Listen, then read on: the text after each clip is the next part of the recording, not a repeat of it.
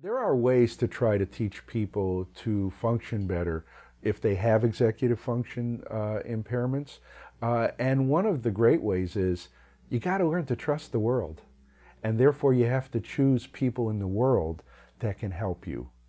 If you do that, then the environment, in essence, helps guide your behavior. This can be done in all sorts of ways, from having a device that reminds you what you have to do next in a series of actions during the day, how to carry out your plans, how to remember what to shop for and when you're going shopping.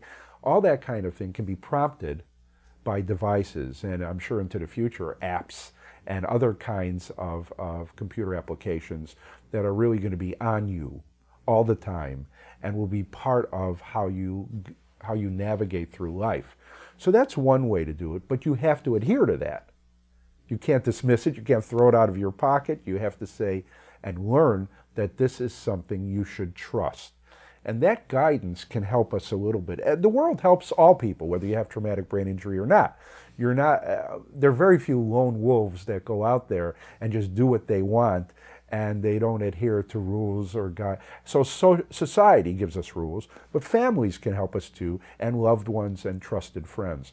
And so you do wind up having a greater sense of dependence in those circumstances, but you, as a healthcare provider, can work with caregivers to help train them to know how to behave and respond to situations, and in essence, to have their own foresight to prevent bad situations occurring by giving feedback and working with the person who's had the traumatic brain injury.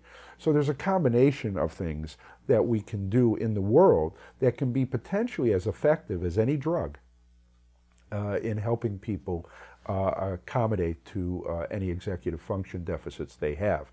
We've also talked about social dysfunction, and there are some drugs that can help manage and modulate aggressive tendencies.